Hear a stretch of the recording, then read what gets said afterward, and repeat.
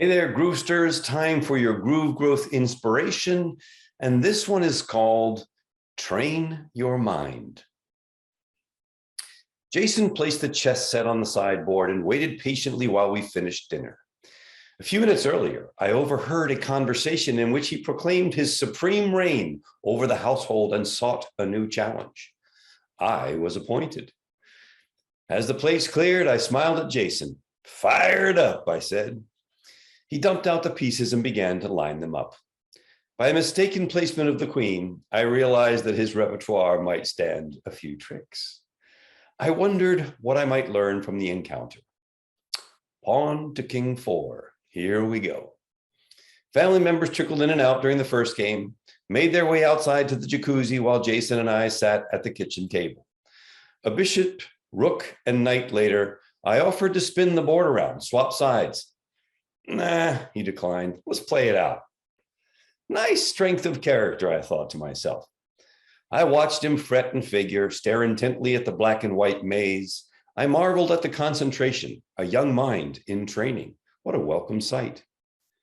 You want a rematch? He asked at the conclusion of round 1. Sure, I answered. You want any pointers, maybe a tip here and there? He pondered for a moment before nodding his head. The key to chess lies in controlling the center of the board, I shared. That's why I stack so many pieces within striking distance of the central area. He nodded again. Every move should either fortify your defense or bolster your attack, I continued. No throwaways. He pushed a pawn forward. From time to time, I offered a suggestion, asked him to reconsider all angles, plan at least 2 or 3 moves ahead. It's hard, he confessed. Sure, I agreed. Great mental exercise, though. Makes you really rack your brain. I laughed out loud when he stepped to the freezer, pulled out an ice pack, and held it to his brow. This is giving me a monster headache, he admitted. You want to stop? I queried. No way. He played far better, carefully considering each turn. Hovering at the edge of his seat, I could almost feel his intellect simmer as he traced scenario after scenario. I realized how much I enjoyed the process and how proud I felt of my young cousin who chose mind development over wasted hours in front of the tube. How about you?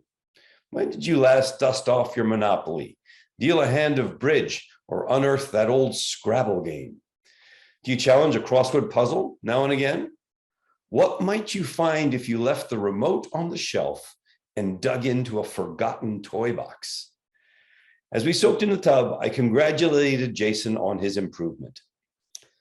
Some people think chess is for nerds, he exclaimed. They are so wrong. There's nothing nerdy about it. Not much nerdy about developing your mind. I asked him what he wanted to do after school. I want to be an architect, he told me. A fine choice, I acknowledged. A fine choice indeed. So, Groovesters, what are you doing to develop your mind? What do you do to challenge that amazing, amazing entity inside your head that helps guide everything that we do every single day? Leave a thought or a comment. We'd love to know what inspires you. And that's Groove Growth Inspiration for the week. Until the next one, adieu for now.